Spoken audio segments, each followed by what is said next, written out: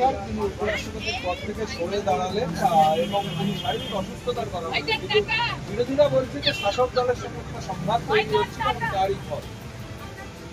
দেখুন, ব্যাপারটা হচ্ছে আমরা তো জানতে পারবো না কি সংঘাত হচ্ছে না হচ্ছে, তবে যদি সংঘাত হয়ে থাকে তাহলে আগামী দিনে প্রকাশ করবে। এখন পর্যন্ত তিনি যে কারণটা দেখিয়েছেন তার শারীরিক অসুস্থতার কারণে তিনি সেই পদ থেকে অব্যাহতি নিতে চাইছেন, উপরাষ্ট্রপতি পদ থেকে তথা রাজ্যসভার চেয়ারম্যানের পদ থেকে। আমরা আমাদের রাজ্যের প্রাক্তন গভর্নর, তিনি প্রাক্তন একজন, সেই হিসাবে তার কাছ থেকে তার শারীরিক সুস্থতা কামনা করব। আর যে বিজেপির কথা বলছেন, টপ টু বটম পর্যন্ত তাদের যেভাবে দুর্নীতি করছে তাদের মধ্যে মিল না থাকাটাই স্বাভাবিক। সুপ্রিম কোর্টে হলফনামা দিয়ে নির্বাচন কমিশন জানিয়ে দিল যে আধার কার্ড, এপিক এবং রেশন কার্ডকে তারা বৈধ নথি হিসাবে ধরবে না। তো এটা নিয়ে দীর্ঘদিন ধরে বিতর্ক শুরু হয়েছে, আর যত ভোট এগিয়ে আসবে আরো বিতর্ক চলতে থাকবে।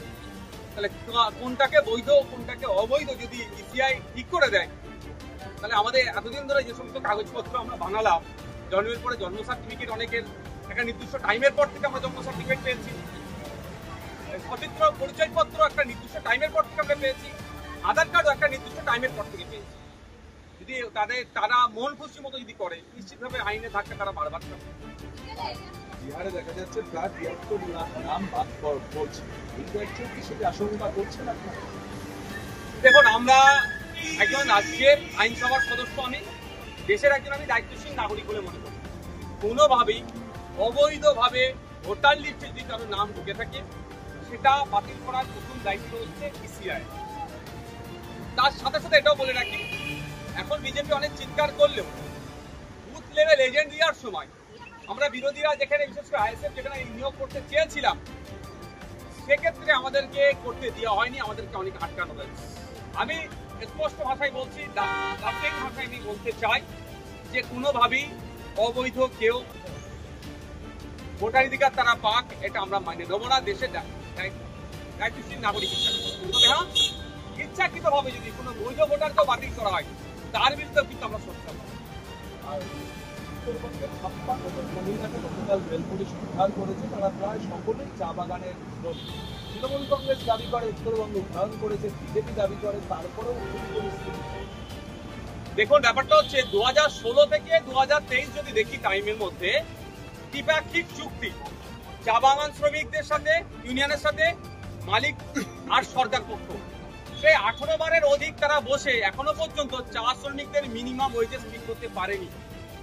এখন 250 টাকা একজন চা শ্রমিকের, চা বাগান কর্মীর তার মাইনের হতে পারে পার ডেতে, যেখানে সরকার বলছে স্কিল লেবারদের 450 টাকা পার ডে রোজ, সেখানে চা বাগান শ্রমিকরাও স্কিল লেবার, তাদের এখনো আমাদের রাজ্য সরকার করতে পারেনি। ব্যর্থ হয়েছে চা বাগান শ্রমিকদের সাম্মানিক বলুন আর মাসিক মাইনে বলুন ঠিক করতে, ফলে তারা কাজ হারিয়ে বিভিন্ন জায়গায় চলে যাচ্ছে। এরা চিৎকার করলে উত্তরবঙ্গের উন্নয়ন হচ্ছে, পাহাড় হাসছে, অমুক খাচ্ছে বললেও প্রকৃতপক্ষে পশ্চিমবাংলার জনগণ আর্থসামাজিক-ভাবে ক্রমশ কলোনিতে চলে যাচ্ছে, আর আমাদের মাথায়, জনগণের মাথায় ক্রমশ ঋণের বোঝা পড়ছে। 2011 সালে আমাদের পশ্চিমবাংলার সরকার যখন পালাবদল হয়েছিল, তখন একজন মাথা পিছু মানুষের ঋণ ছিল পশ্চিমবাংলার 11 থেকে 12,000 টাকা, আর আজকে দেখুন 60,000-এর ঊর্ধ্বে ঋণ হয়েছে। পশ্চিমবাংলার জনগণ ক্রমশ কলোনিতে চলে যাচ্ছে, দলের সাথে কিছু নেতা আছে তাদের সম্পত্তি রকেটের গতিতে বাড়ছে।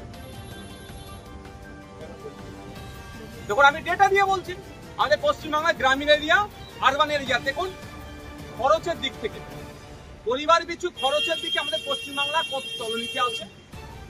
যে প্রধান 5টা বড় যে রাজ্য, 5-7টা যে বড় রাজ্য আছে, সেটা দেখুন কোথায় আছে। শহরের এলাকার মানুষ যে খরচটা করছে, হাতে কম টাকা বলে কম খরচ করছে, গ্রামীণ এরিয়ার মানুষের হাতে কম টাকা বলে কম খরচ করছে।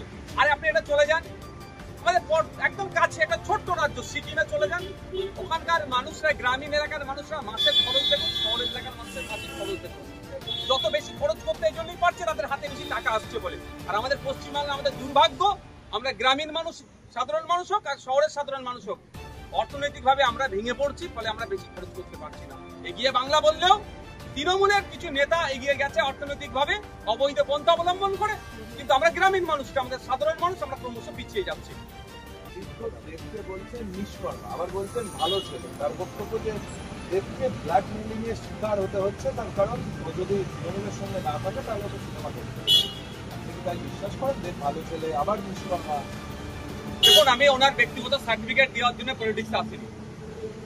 এতটুকু বলবো, তিনি শাসকে আছেন, যে কমিটমেন্ট গুলো করেছিলেন করতে বাস্তবায়ন করতে ব্যর্থ হয়েছে। আমরা বিরোধী, আমাদের কাজের ক্ষেত্রে আমাদের ডিস্টার্ব করা হয়, এমএলএ ল্যাডের টাকা খরচ করতে ঠিকঠাক দেয় না, সময় নষ্ট করে, আমাদের বিভিন্নভাবে আটকায়। কিন্তু বলেছিল 2024-এ 31শে ডিসেম্বরের আগে ঘাটাল মাস্টার প্ল্যান বাস্তবায়ন হবে। আর দেখুন, গতকালকের কথা বলছি, সেই ঘাটাল থেকে কিছু মানুষ এসেছে নৌকায় চড়ে, তাদেরকে যেখানে পানি বা বলুন জল নাই সেখান থেকে বাল করে আসতে হচ্ছে। ঘাটাল মাস্টার প্ল্যান এখন কোথায়, কোন তলনিতে আছে? কিন্তু দেববাবু ভোট আসলে অনেক গল্প শোনায়, এবারে ভোটে দাঁড়াবো না, এ করবো না, হ্যান করবো না, তার করবো না। শুধু মানুষের আবেগকে নিয়ে তিনি খেলা করেছেন। এর জবাব কিন্তু শুধু ঘাটালের মানুষদের চাইবে না, রাজ্যের মানুষ আগামী দিনে দেববাবুর কাছ থেকে চাইবে গণতান্ত্রিক প্রক্রিয়া। পরেশ পাল তাদের কাউকে দেখা গেল না তৃণমূলের শহীদ সমাবেশে। পরেশ পালের এন্ট্রিও হলো না, তার আগের দিন অনুব্রত মণ্ডলকে সরিয়ে দেওয়া হয়েছিল। তৃণমূল কংগ্রেস কি কলঙ্কিত হতে চাইছে? সেই কারণে মণ্ডল, পরেশ পাল যারাই বিতর্কে আসছে তাদের সরিয়ে ঠিক কি কারণে তাদেরকে দেখতে পেলাম না, আমি অবশ্য দেখার চেষ্টাও করিনি কারা কারা স্টেজে আছেন, কোন সারিতে আছেন, চেয়ারে বসতে দিয়েছে না ভালো সিটে বসতে দিয়েছে, দেখার চেষ্টাও করিনি, আর করবো না। তবে আপনার কথা অনুযায়ী বলছি, হতে পারে তো শারীরিক অসুস্থতা, তারা অনুপস্থিত ছিলেন। তবে একটা কথা, যদি যাদের নামে কলঙ্ক আছে তাদেরকে স্টেজে উঠতে দেয়নি, তার শওকত মোল্লাকে আগে ঘাট করে নামানো দরকার ছিল। ন্যাশনাল হিউম্যান রাইটস কমিশন যাকে বলতে নোটোরিয়াস ক্রিমিনাল।